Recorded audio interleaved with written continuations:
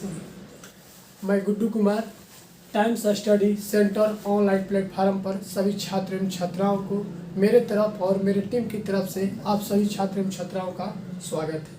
आइए दोस्तों, तो आज पढ़ाई करते हैं इतिहास, क्लास 10th का इतिहास, जिसमें एक टॉपिक है भारत में राष्ट्रवाद। ये एक महत्वपूर्ण चैप्टर है। अगर 10th क्लास में इस चैप्टर को अच्छे तरीक़ा से अगर पढ़ लेंगे भारत में राष्ट्रवाद, तो करीब करीब 30 से 40% हिस्ट्री खत्म हो जाएगा। इसके बाद एक अगला चैप्टर आता है हिंद चिंद में राष्ट्रवाद, उसके बाद एक चैप्टर आता है यूरोप में राष्ट्रवाद। अगर 3 चैप्टर ये पढ़ लेते हैं तो करीब करीब 70 से 80% हिस्ट्री जो है क्लास 10th का ख़त्म हो जाएगा। तो दोस्तों आइए सबसे पहले चालू करते हैं भारत में राष्ट्रवाद। भारत में राष्ट्रवाद में एक महत्वपूर्ण टॉपिक आता है प्रथम विश्व युद्ध। एक महत्वपूर्ण टॉपिक है प्रथम विश्व युद्ध। प्रथम विश्व युद्ध। तो प्रिय छात्रों, आइए बात करते हैं प्रथम विश्व युद्ध। ये प्रथम विश्व युद्ध क्यों हुआ था, इसका क्या प्रमुख कारण था। ये एक बहुत भयंकर युद्ध था।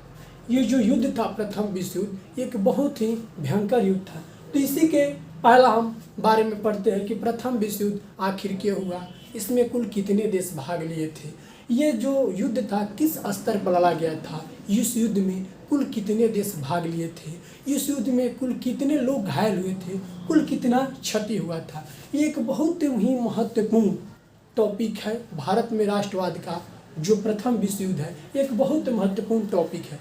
तो सबसे पहले आइए दोस्तों इसी का ही बात करते हैं कि भारत में प्रथम विश्व युद्ध क्यों हुआ। तो पहले इसका लिखते हैं समय, यानी ये कब चालू हुआ है, समय, इसका माध्यम क्या था, समय हो गया, माध्यम हो गया। इसके बाद इसमें लिखते हैं कुल देश कितने थे, कुल देश, समय, माध्यम, कुल देश लिखते हैं। उसके बाद लिखते हैं इसमें क्षति कितना हुआ था, इसमें क्षति कितना हुआ था, घायल कितने व्यक्ति थे, इसमें घायल कुल कितने व्यक्ति हुए थे। इसका पहले बात करते हैं कि प्रथम विश्व युद्ध का शुरुआत कब हुआ, इसका माध्यम था, किस माध्यम से लड़ा गया था, कुल कितने देश थे, इसका क्षति, इसमें कितने लोग मारे गए थे, घायलों की संख्या इसमें क्या था।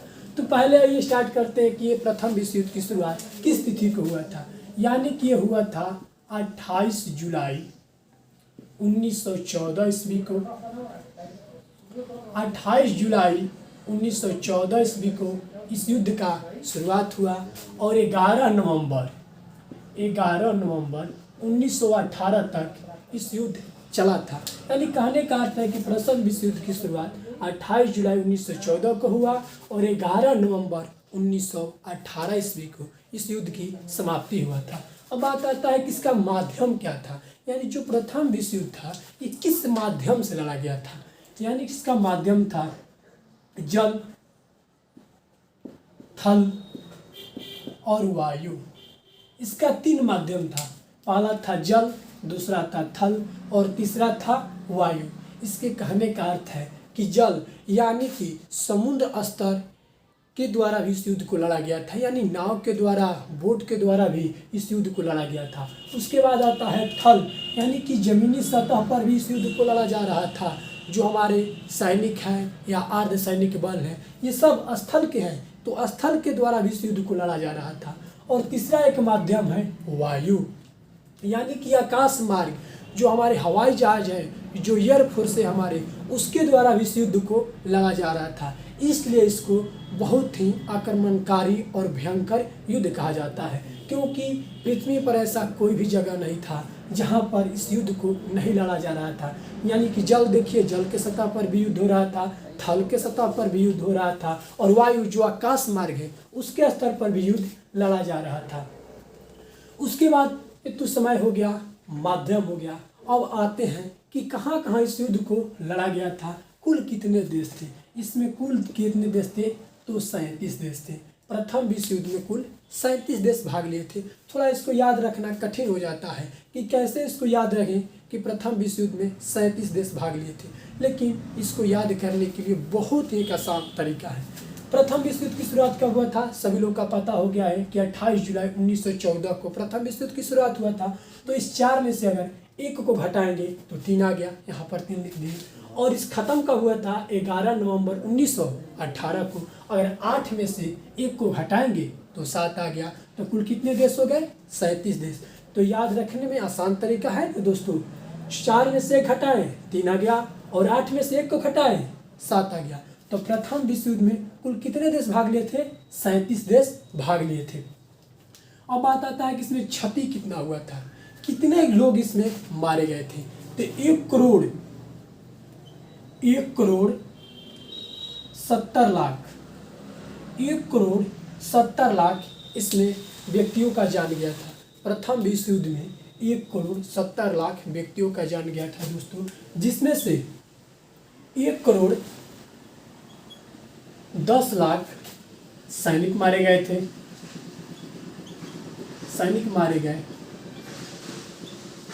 और 60 लाख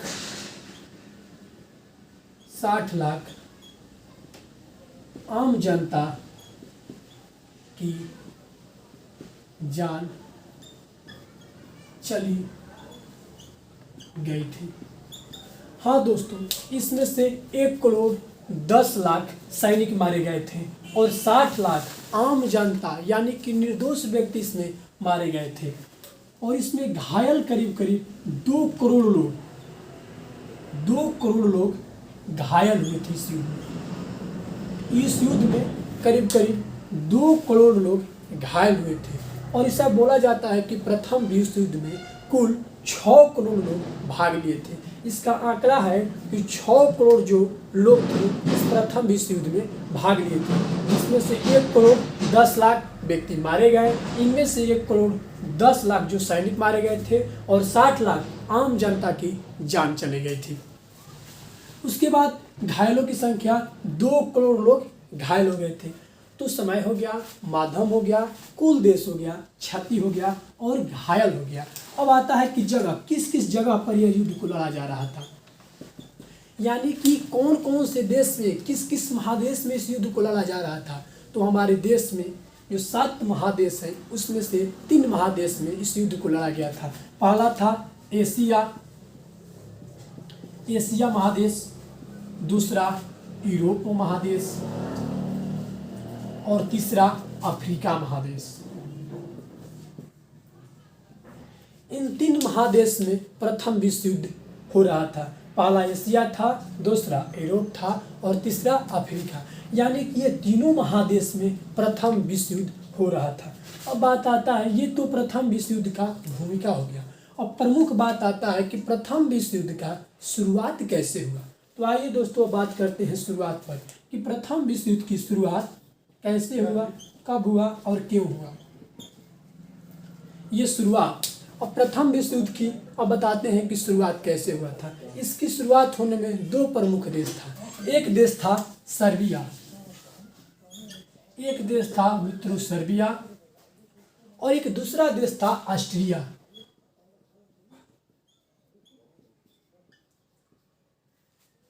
एक देश था सर्बिया और दूसरा देश था ऑस्ट्रिया। इन्हीं 2 देशों के कारण इस प्रथम विश्व युद्ध की शुरुआत हुआ था। अगर ये 2 देश नहीं रहते तो प्रथम विश्व युद्ध नहीं होता। अगर प्रथम विश्व युद्ध नहीं होता तो वर्साई की संधि नहीं होता। अगर वर्साई की संधि नहीं होता तो द्वितीय विश्व युद्ध नहीं होता। तो इतिहास में जो एक युद्ध है दूसरे युद्ध से कनेक्ट है।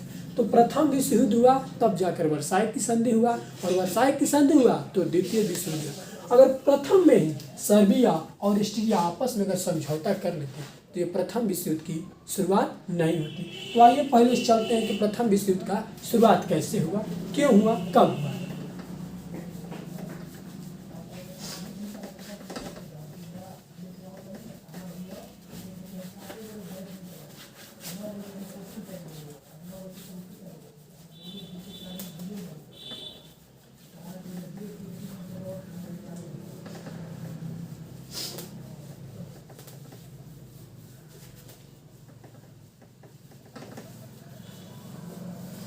आइए दोस्तों, तो शुरुआत कराते हैं। प्रथम विश्व युद्ध की शुरुआत कैसे हुआ, एक ग्राफ के माध्यम से समझाते हैं, ताकि सभी बच्चों को समझ में आ जाए कि प्रथम विश्व युद्ध की शुरुआत कैसे हुआ था, क्यों हुआ था, इसका क्या कारण था।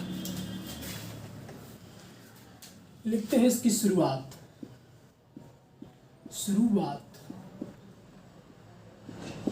दो देश बताए हैं, एक था सर्बिया और दूसरा देश का नाम है एक ऑस्ट्रिया।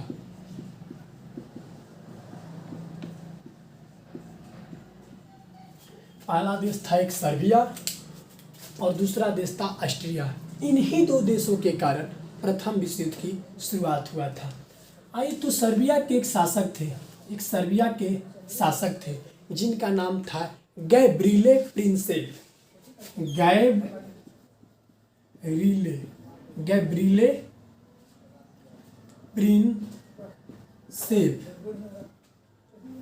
और ऑस्ट्रिया के शासक थे जिनका नाम था फ्रेंज जोसेफ। हाँ दोस्तों, जो अरबिया के शासक यानी कि राजा क्या थे, शासक थे, या इसको क्या बोलते हैं, राजा।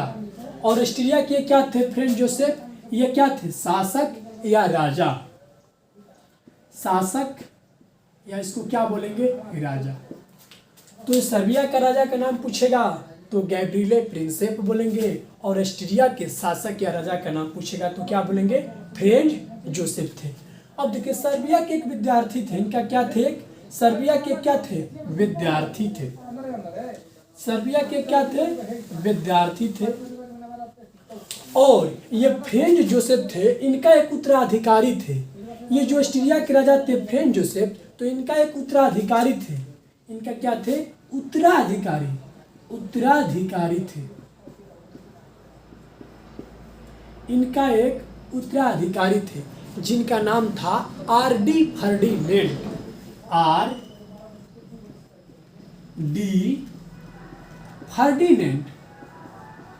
फर्डिनेंड।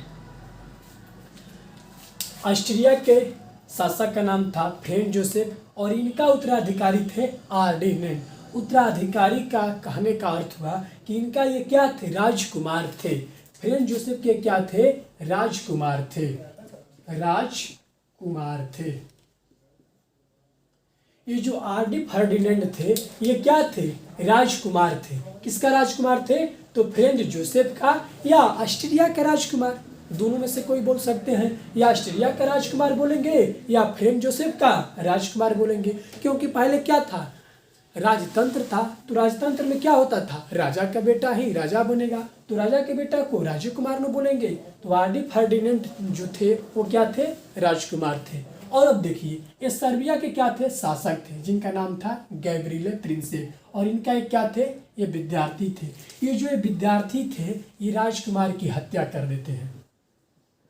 ये क्या कर देते हैं, हत्या कर देते हैं। जो सर्बिया के एक विद्यार्थी थे, ये विद्यार्थी ऑस्ट्रिया के राजकुमार की हत्या कर देते हैं, और इन्हीं हत्या के कारण ये प्रथम विश्व युद्ध की शुरुआत हुआ था। अगर ये विद्यार्थी इस राजकुमार की हत्या नहीं करते तो ये प्रथम विश्व युद्ध की शुरुआत नहीं होता। लेकिन सर्बिया के एक विद्यार्थी ने ऑस्ट्रिया की राजकुमार की हत्या कर देते हैं। और ये हत्या किस तिथि को किया गया था, ये जो हत्या था 28 जून 1914 ईस्वी को किया गया था।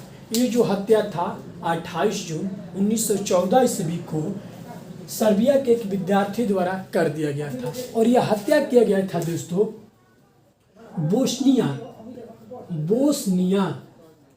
हत्या कहाँ किया गया था दोस्तों, बोस्निया। और बोस्निया की राजधानी है सेराजेवा।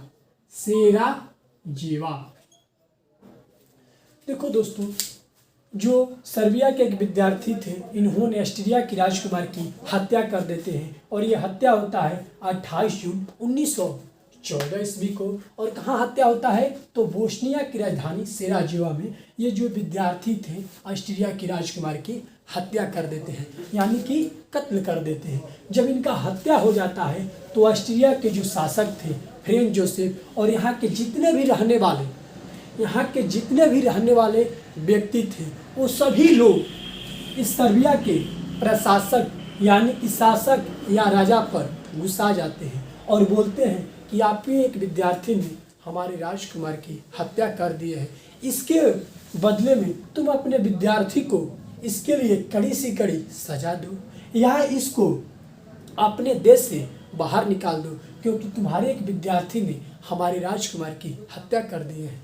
लेकिन सर्बिया के जो राजा थे ये बात नहीं मान रहे थे, इस बात से इनकार कर रहे थे। इनका कहना था कि नहीं, मेरा जो विद्यार्थी है आपके राजकुमार की हत्या नहीं किए हैं, ये आप लोग झूठा आरोप लगा रहे हैं, ये गलत बात है। हमारा एक विद्यार्थी भला आपके कैसे राजकुमार की हत्या कर सकता है। अगर दोस्तों सोचोगे तो ये भी सोचने वाला बात है, ये विद्यार्थी कैसे किसी बड़े राजकुमार की हत्या कर सकता है। लेकिन दोस्तों ये बात सत्य था कि जो सर्बिया के विद्यार्थी थे ऑस्ट्रिया के राजकुमार की हत्या किए थे। लेकिन इनका जो राजा थे सर्बिया के राजा गैब्रिएल प्रिंसेप जी, ये मानने से इनकार कर रहे थे। ये बार बार बोल रहे थे कि नहीं, मेरे जो विद्यार्थी हैं आपके राजकुमार की हत्या नहीं किए हैं। और बार बार ये दबाव बनाते गए सर्बिया पर। जो ऑस्ट्रिया के शासक थे बार बार दबाव बना रहे थे सर्बिया पर कि आप अपने विद्यार्थी को सजा दीजिए, नहीं तो देश से बाहर निकाल दीजिए। लेकिन जो सर्बिया के राजा थे इस बात से बार बार इनकार कर रहे थे कि नहीं, मेरे एक विद्यार्थी आपके राजकुमार की हत्या नहीं किए हैं। लेकिन ये बात सत्य था कि जो सर्बिया के विद्यार्थी थे ऑस्ट्रिया के राजकुमार की हत्या किए थे। और यह हत्या हुआ था दोस्तों 28 जून 1914 ईस्वी को, जबकि प्रथम विश्व युद्ध की शुरुआत कब हुआ है? 28 जुलाई 1914, यानी कि एक माह के बाद प्रथम विश्व युद्ध की शुरुआत हुआ था। एक माह तक दोस्तों ये दोनों देशों के बीच में, सर्बिया और ऑस्ट्रिया के बीच में, इस दोनों देशों के बीच में एक माह तक वार्तालाप चलता है। वार्तालाप कहने का अर्थ कि ये बार बार इस पर दबाव बना रहे थे कि आप विद्यार्थी को सजा दीजिए, नहीं तो देश से बाहर निकाल दीजिए। लेकिन जो सर्बिया थे बात मानने से इनकार कर रहे थे, बार बार यही बात बोल रहे थे कि जो मेरा विद्यार्थी है आपके राजकुमार की हत्या नहीं की है। एक माह तक वार्तालाप चलता रहा और धीरे धीरे जो ये वार्तालाप था धीरे धीरे समाप्त होने लगा। यानी कि दोनों अब जो पहले जैसा जोर नहीं था इसमें, पहले जितना उत्साहित लोग थे अब उत्साह देख नहीं रहे थे और धीरे धीरे ये जो वार्तालाप था धीरे धीरे समाप्त होने के अब कगार पर आ गया। लेकिन यहीं पर ऑस्ट्रिया के साथ देने के लिए एक देश है जर्मनी।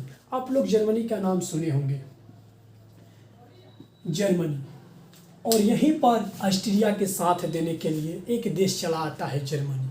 और जर्मनी आते ही ऑस्ट्रिया से बोलता है कि आप क्यों इस युद्ध से पीछे हट रहे हैं, आप सर्बिया पर आक्रमण कीजिए, क्योंकि सर्बिया के एक विद्यार्थी ने आपके राजकुमार की हत्या की है, तो आप पीछे क्यों हट रहे हैं, आप इस पर आक्रमण कीजिए, हम तुम्हारे साथ हैं। जर्मनी आकर बोलता है ऑस्ट्रिया से कि तुम पीछे क्यों हट रहे हो, हम तुम्हारे साथ हैं, जो चाहिए पैसा से मदद करेंगे, सैनिक चाहिए सैनिक से मदद करेंगे, बलपूर्वक का प्रयोग चाहिए बलपूर्वक का प्रयोग आपकी सहायता करेंगे, आप सिर्फ किस पर आक्रमण कीजिए, सर्बिया पर आक्रमण कीजिए। तो ऑस्ट्रिया जर्मनी का बात मानकर इस पर आक्रमण करने के लिए तैयार हो गया, अब योजना बनाने लगा। इस बात का पता सर्बिया को चल गया कि जो ऑस्ट्रिया है हम पर क्या करेगा, आक्रमण करेगा। तो ऑस्ट्रिया, ये जो सर्बिया था, इस सर्बिया को इस बात का पता चल गया कि जो ऑस्ट्रिया है हमारे ऊपर क्या करेगा, आक्रमण करेगा। तो जो ये सर्बिया था बहुत डर गया। अब इसको लग रहा था कि हमको तो जर्मनी बर्बाद कर देगा, क्योंकि ऑस्ट्रिया के साथ कौन दे रहा है, जर्मनी। ये बहुत डर गया, जो सर्बिया था बहुत डर गया। लेकिन क्या करेगा, जो व्यक्ति अब मरने लगता है तो मरता तो बोला जाता है कि कुछ भी करता है। तो यह क्या था, बहुत कमज़ोर हो गया था, क्योंकि जर्मनी इसका साथ दे रहा था। और इसका साथ पाकर ऑस्ट्रिया ने सर्बिया पर क्या कर देता है, आक्रमण कर देता है। जो ऑस्ट्रिया है जर्मनी के सहयोग पाकर सर्बिया पर क्या कर देता है, आक्रमण कर देता है। ये जो है क्या कर देता है, अब आक्रमण कर देता है। जो ऑस्ट्रिया है सर्बिया पर क्या कर देता है, आक्रमण कर देता है। और इस युद्ध की, प्रथम विश्व युद्ध की क्या हो जाती है, यानी कि बिहुल बज जाती है, यानी कि प्रथम विश्व युद्ध की शुरुआत हो जाती है। और वो तारीख कौन था, 28 जुलाई 1914 को प्रथम विश्व युद्ध की शुरुआत हो जाती है।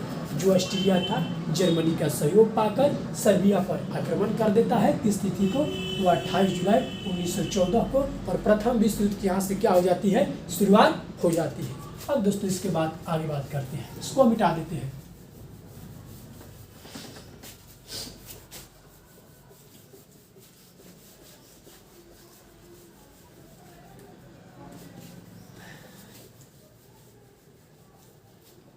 अब देखिए दोस्तों, ये जो सर्बिया है और ये क्या है? ऑस्ट्रिया। तो ऑस्ट्रिया का साथ कौन देने लगा? जर्मनी। और जर्मनी इसका सहयोग पाकर सर्बिया पर क्या कर देता है? आक्रमण कर देता है। अब ये सर्बिया पर क्या कर देता है? इस पर अब ये आक्रमण कर देता है।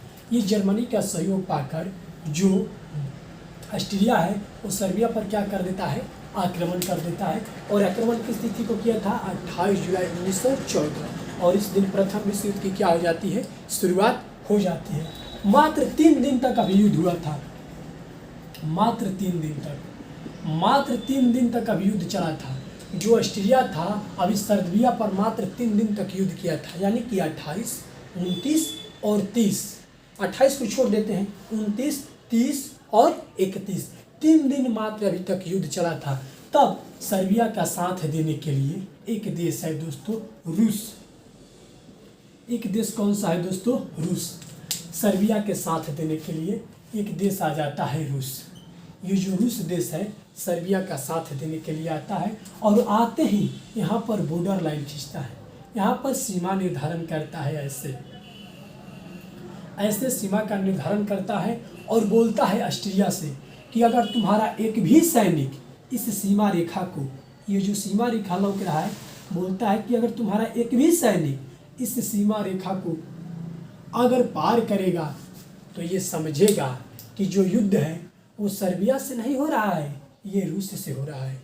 रूस आते ही दोस्तों ऑस्ट्रिया से बोलता है कि अगर तुम्हारा एक भी सैनिक इस सीमा रेखा को अगर पार किया तो वो समझेगा कि जो युद्ध हो रहा है ये सर्बिया से युद्ध नहीं हो रहा है, युद्ध किससे हो रहा है?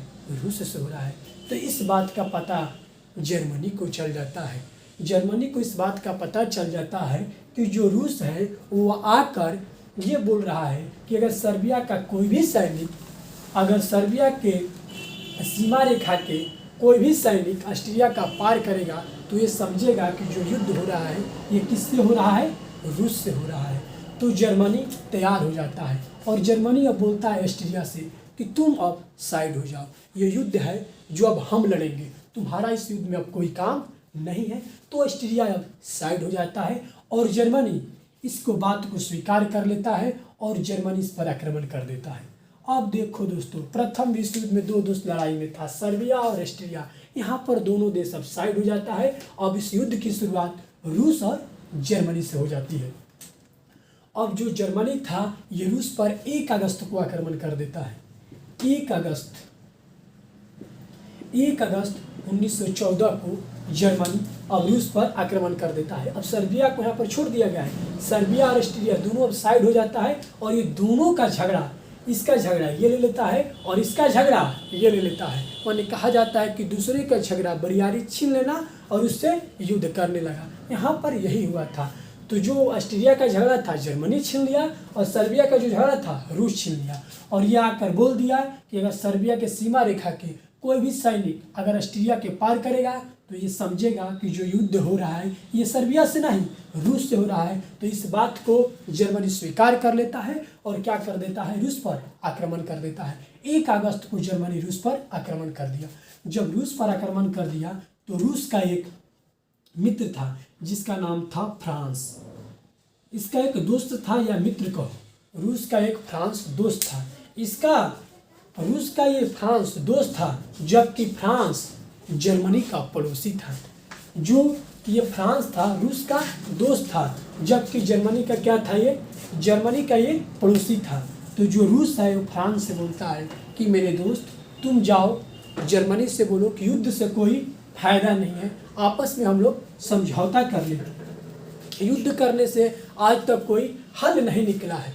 तो इसके कहने पर, रूस के कहने पर जो फ्रांस है जर्मनी के पास जाता है और जाकर बोलता है कि मेरे दोस्त युद्ध से कोई फायदा नहीं है, आपस में तुम लोग समझौता कर लो, युद्ध से कोई हल नहीं निकलेगा, आपस में समझौता कर लेते हैं, आगे चलकर इस युद्ध से कुछ फायदा होने वाला नहीं है। जब इतना बात जर्मनी सुनता है तब जर्मनी फ्रांस से बोलता है कि तुम हमको समझाओगे कि हम युद्ध करें या ना करें, तुम समझाने वाले कौन हो। और यहाँ पर जर्मनी रूस को छोड़ देता है और अब आक्रमण कर देता है फ्रांस पर। ये समझाने के लिए गया था बेचारा कि युद्ध से फायदा नहीं है, लेकिन बजाय जर्मनी समझने के बजाय इस पर ही आक्रमण कर दिया। अब देखिए 1 अगस्त 1914 को रूस पर आक्रमण किया था, और जब इसके कहने पर फ्रांस जर्मनी के पास जाता है कि आपस में समझौता कर ले, युद्ध से कोई फायदा नहीं है, तो उल्टे क्या कर देता है, इस पर आक्रमण कर देता है। और ये 3 अगस्त को आक्रमण इस पर कर दिया, 3 अगस्त को आक्रमण फ्रांस पर कर देता है। जो जर्मनी है ये रूस पर आक्रमण कब कर देता है, 3 अगस्त को इस पर आक्रमण कर देता है। अब रूस को छोड़ देता है, जो जर्मनी था रूस को छोड़ दिया, किस पर आक्रमण कर दिया, अब फ्रांस पर आक्रमण किया। फ्रांस पर कुछ दिन आक्रमण करता है, उसके बाद जर्मनी को मन में एक बात आता है कि इससे क्या फायदा होगा, अगर इसको हम राजधानी पर आक्रमण करेंगे तो ऑटोमेटिक फ्रांस गुलाम हो जाएगा। अगर बिहार को गुलाम करना है तो पटना बिहार की राजधानी है, इसको गुलाम कर लो, पूरा बिहार क्या हो जाएगा, गुलाम हो जाएगा। अगर भारत को गुलाम बनाना है तो भारत की राजधानी नई दिल्ली पर आक्रमण कर लो, पूरा गुलाम हो जाएगा। तो यही बात सोचकर जर्मनी सोचा कि फ्रांस पर आक्रमण करने से कोई फायदा नहीं है। फ्रांस की राजधानी पड़ता है दोस्तों पेरिस। फ्रांस की राजधानी कहाँ पड़ता है दोस्तों, पेरिस। तो ये सोचा कि फ्रांस को छोड़कर क्यों ना हम पेरिस पर आक्रमण करें। तो यहाँ सोचा ठीक है, अब किस पर आक्रमण करते हैं, पेरिस पर। जर्मनी पेरिस जाने के लिए अब एक रोड मैप तैयार किया। क्या करता है यहाँ पर, पेरिस जाने के लिए एक रोड मैप तैयार किया। एक रोड मैप तैयार कर रहा था दोस्तों, एक रोड मैप तैयार किया। जो जर्मनी था वो फ्रांस आने के लिए एक रोड मैप तैयार किया, और बीच में देखा कि इसका एक देश मिल जाता है बेल्जियम। बेल्जियम देखो दोस्तों कौन सा देश पर जाता है, बेल्जियम। अब जो जर्मनी था सोचा कि फ्रांस पर आक्रमण नहीं करेंगे, इसका राजधानी पेरिस पर आक्रमण करेंगे। और पेरिस जाने के लिए इसने एक रोड मैप तैयार किया। रोड मैप तैयार कर रहा था तो बीच में इसको देश मिल रहा था एक बेल्जियम, और ये बेल्जियम से होकर किस पर आता है, इस पर आक्रमण करता पेरिस पर। ये रोड मैप तैयार कर रहा था तो ही इसको पता चल गया बेल्जियम को कि जो जर्मनी है वो पेरिस पर आक्रमण करने के लिए एक रोड मैप तैयार कर रहा है, और रोड मैप हमारे ही एरिया से होकर जाएगा, यानी कि हमारे ही देश से होकर जाएगा पेरिस में। तो ये बेल्जियम सोचा कि अगर जर्मनी बहुत संख्या में सैनिक लेकर अगर हमारे ही क्षेत्र से जाएगा तो हमको तो कुछ ना कुछ बर्बादी जरूर करेगा। यही सोचकर बेल्जियम जर्मनी से बोलता है कि मेरे दोस्त, तुमको तो हमसे कोई दुश्मनी नहीं है, तुमको दुश्मनी किससे है, पेरिस से है। तो तुम अपना दूसरा रोड मैप तैयार कर लो, या इस रोड मैप से चले जाओ या इस रोड मैप से चले जाओ, और जाकर तुम पेरिस पर अपना आक्रमण करो। इससे हमारा कुछ नहीं जाएगा, इससे हम भी सेफ रहेंगे और तुम्हारा काम भी हो जाएगा। लेकिन जर्मनी एक ताकतवर देश था, इसको अपने सैनिक पर भरोसा था, इसके पावर था, इसके पास बहुत मात्रा में गोला और बारूद था। इसी के चलते बहुत ताकतवर देश था, बहुत घमंडी देश था, उस समय किसी का बात नहीं सुन रहा था। ये तो बेल्जियम ठीक ही बात कह रहा था कि तुम अपना दूसरा रोड मैप तैयार कर लो, इस रोड मैप से चले जाओ या इस रोड मैप से चले जाओ। तो जर्मनी यहाँ पर बेल्जियम से क्या बोलता है कि तुम इतना छोटा सा देश होकर हमको समझाओगे कि हम किस रोड मैप से जाएं और किस रोड मैप से नहीं जाएं। ये बोलता है जर्मनी कि हमको तुम समझाओगे छोटा सा देश होकर कि हम किस रोड मैप से जाएं और किस रोड मैप से नहीं जाएं। यहाँ पर जो जर्मनी है ये क्या कर देता है, इस पर आक्रमण कर देता है। जर्मनी अब पेरिस को छोड़ देता है और फ्रांस को छोड़ देता है, और किस पर आक्रमण कर देता है, अब बेल्जियम पर आक्रमण कर देता है। लेकिन यही सबसे बड़ा भूल कर दिया। इसको तो लगा था कि जर्मनी को बेल्जियम बहुत छोटा सा देश है, इसको आक्रमण कर कर धूल चटा देंगे, इसको सब खत्म कर देंगे, जाकर पेरिस पर आक्रमण कर देंगे। लेकिन इंसान को कभी कभी छोटी सी गलती भी शैतान बना देती है। एक छोटी सी गलती इंसान को एक शैतान बना देती है। कभी कभी हम लोगों को लगता है कि ये क्या है, तो छोटा सा चीज़, इससे कुछ नहीं होगा, लेकिन यही छोटी सी गलती आगे चलकर भविष्य में बहुत बड़ा हो जाता है। तो कभी भी छोटी से छोटी गलती पर भी ध्यान देना चाहिए। गलती कभी भी ज़िंदगी में नहीं करना चाहिए। और देखिए यही जर्मनी ये छोटा सा समझकर इस पर आक्रमण कर दिया। जब इस पर आक्रमण किया तो इसके ऊपर सर पर इसका हाथ किसका था? इसके सर पर हाथ था इंग्लैंड का। इंग्लैंड का इसके ऊपर बेल्जियम के सर के ऊपर इंग्लैंड का हाथ था। जब ही जर्मनी इस पर आक्रमण करता है, इंग्लैंड बोलता है जर्मनी से, अरे जर्मनी तुमको बेल्जियम से युद्ध करने से पहले हमसे युद्ध करना पड़ेगा। अब जर्मनी को लगा कि हम तो बेल्जियम पर आक्रमण कर रहे थे, इंग्लैंड कहाँ से आ गया? क्योंकि उसके ऊपर किसका हाथ था? इंग्लैंड का हाथ था। जर्मनी इससे भी तैयार होगा, बोला कि ठीक है चलिए हम आपसे भी युद्ध करेंगे। और इस पर अब देखिए अब किस पर युद्ध करता है? इंग्लैंड पर। इंग्लैंड पर अब जो ये जर्मनी है ये इंग्लैंड पर 8 अगस्त 1914 ईस्वी को इस पर भी आक्रमण कर देता है। देखिए एक सप्ताह के अंदर में 1 अगस्त पर जर्मनी रूस पर आक्रमण करता है, 3 अगस्त को फ्रांस पर करता है और 8 अगस्त को बेल्जियम और इंग्लैंड पर क्या कर देता है? आक्रमण कर देता है। कोई कितना भी देश ताकतवर हो, अगर 8 दिन के अंदर में 3 देश पर आक्रमण कर रहा है तो उसका हालत अंत में क्या होगा? हार होना तो तय है। अगर कोई व्यक्ति कितना भी बलवान हो, एक दिन में कितने व्यक्तियों को हरा सकता है? 1 या 2, इतना बलवान तो नहीं होगा, 100 व्यक्तियों को हरा देगा जैसे जर्मनी कर रहा था। कोई भी देश इसको समझाने जा रहा था उस पर क्या कर दे रहा था? आक्रमण कर दे रहा था। और 8 अगस्त को क्या कर देता है? आक्रमण कर देता है। और सभी जितने भी ये देश थे, सभी देश मिलकर किस पर आक्रमण करने लगे? अब जर्मनी पर आक्रमण करने लगे। ये 14 की बात है। और युद्ध कब खत्म हुआ था? युद्ध खत्म हुआ था आगे चलकर 1918 ईस्वी में। ये लंबा युद्ध चला था। तो इतना दिन तक इस सभी युद्ध में भाग लिया और एक एक कर जर्मनी पर आक्रमण करते गए। और लास्ट में इंग्लैंड का साथ देने के लिए यहाँ पर अमेरिका आ जाता है। कौन आता है? लास्ट में अमेरिका आ जाता है इंग्लैंड का साथ देने के लिए। इंग्लैंड और अमेरिका मिलकर जर्मनी पर अब जबरदस्त प्रहार करते हैं। इससे पहले तो सब पर जर्मनी प्रहार कर रहा था, लेकिन यहाँ पर इंग्लैंड और अमेरिका मिलकर जर्मनी पर प्रहार करते हैं, जबरदस्त प्रहार। और प्रथम विश्व युद्ध में इस प्रकार जर्मनी का दोस्तों हार हो जाता है।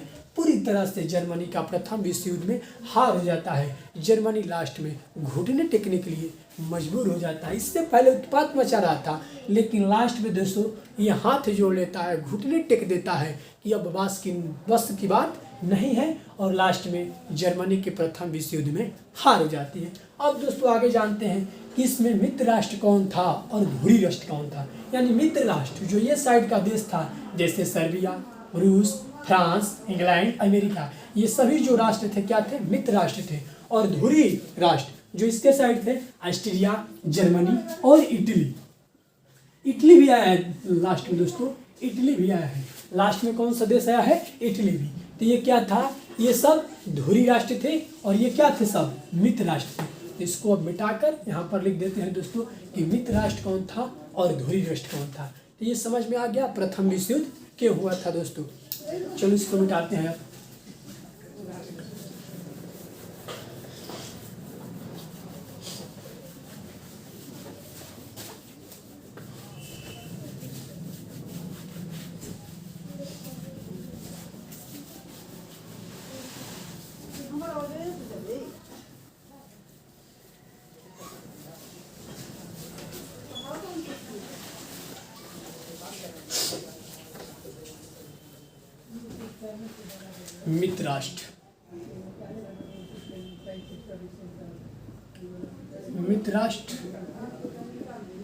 मित्र राष्ट्र में दोस्तों था सर्बिया पहला देश था सर्बिया। उसके बाद था रूस, उसके बाद था फ्रांस, उसके बाद था बेल्जियम,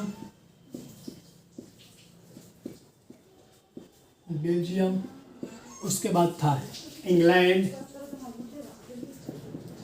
उसके बाद था अमेरिका। ये दोस्तों सब मित्र राष्ट्र थे। मित्र राष्ट्र में था सर्बिया, रूस, फ्रांस, बेल्जियम, इंग्लैंड और अमेरिका। अब बात करते हैं धुरी राष्ट्र। धुरी राष्ट्र में कौन कौन देश शामिल था? धुरी राष्ट्र में देश शामिल था ऑस्ट्रिया, दूसरा देश था जर्मनी और एक और देश था इटली। ये दोस्तों ये ध्रुवीय राष्ट्र था। तो मित्र राष्ट्र में सर्बिया, रूस, फ्रांस, बेल्जियम, इंग्लैंड और अमेरिका, जबकि ध्रुवीय राष्ट्र में ऑस्ट्रिया, जर्मनी, इटली। कभी कभी एग्जाम में पूछ लिया जाता है कि मित्र राष्ट्र में कौन कौन देश थे और ध्रुवीय राष्ट्र में कौन कौन देश थे। तो इसको अच्छे तरीक़ा से दोस्तों याद रखना, सर्बिया, रूस, फ्रांस, बेल्जियम, इंग्लैंड और अमेरिका, जबकि ध्रुवीय राष्ट्र में ऑस्ट्रिया, जर्मनी और इटली। अब बात करते हैं कि प्रथम विश्व युद्ध एक बहुत ही आक्रमणकारी युद्ध था। इस युद्ध में अनेक प्रकार के केमिकल वार किया गया था। इस युद्ध में अनेक प्रकार के केमिकल वार किया था। जो प्रथम विश्व युद्ध था, इस युद्ध में बहुत सारे केमिकल वार किया गया था, जैसे बैक्टीरिया वार किया गया था, अमोनिया वार किया गया था, गोला बारूद का प्रयोग किया गया था। इसलिए इस युद्ध को बहुत ही आक्रमणकारी युद्ध कहा जाता है। करीब करीब ये 4 वर्षों तक चला था। और ये प्रथम विश्व युद्ध को दोस्तों और नाम से भी जानते हैं। सिर्फ इसका प्रथम विश्व युद्ध ही नहीं नाम है, इस युद्ध को द ग्रेट वार के नाम से भी जाना जाता है। द ग्रेट वार प्रथम विश्व युद्ध को दोस्तों द ग्रेट वार के नाम से भी जाना जाता है। द ग्लोबल वार के नाम से भी जाना जाता है। द ग्लोबल वार के नाम से भी जाना जाता है दोस्तों। The great war, the global वार के नाम से भी जाना जाता है। द फर्स्ट वर्ल्ड वार के नाम से भी जाना जाता है। इस युद्ध को ये 3-4 नामों से जानते हैं। कभी कभी एग्जाम में पूछ लिया जाता है कि द ग्रेट वार कब हुआ था, यानी द ग्रेट वार किसको पूछ रहा है, प्रथम विश्व युद्ध को पूछ रहा है। 28 जुलाई 1914 को चालू हुआ था, 11 नवंबर 1918 को खत्म हो गया था। या द ग्लोबल वार पूछे, यानी किसके बारे में पूछ रहा है, प्रथम विश्व युद्ध के बारे में ही पूछ रहा है दोस्तों। आगे इसको कुछ बारे में और बताते हैं।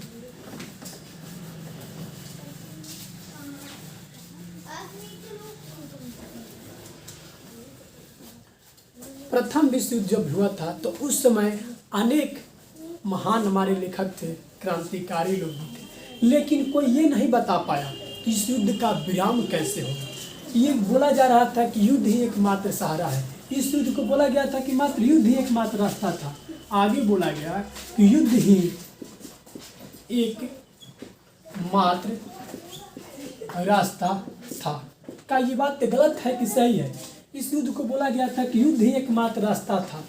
यह एक अंधविश्वास था। यह एक अंधविश्वास था। अंधविश्वास था। इस युद्ध को बोला गया कि युद्ध ही एकमात्र रास्ता था। यह एक अंधविश्वास था। बिल्कुल सत्य है कि यह एक अंधविश्वास था। युद्ध ही रास्ता नहीं था। अगर फर्स्ट में ये जो सर्बिया देश था और ये ऑस्ट्रिया, अगर दोनों ये आपस में समझौता कर लेते तो क्या युद्ध होता? इसलिए इस युद्ध को बोला गया कि युद्ध एक एकमात्र रास्ता था। यह एक अंधविश्वास था। आगे दोस्तों, आगे अगला पार्ट में इसके बारे में और बताएंगे और अगला चैप्टर में ये बताएंगे कि रॉलेट एक्ट, जलियांवाला बाग हत्याकांड कब हुआ था। आगे जितना भी भारत में राष्ट्रवाद का टॉपिक है, सभी टॉपिकों को पढ़ाया जाएगा। मेरे तरफ से आज के लिए इतना ही दोस्तों, धन्यवाद।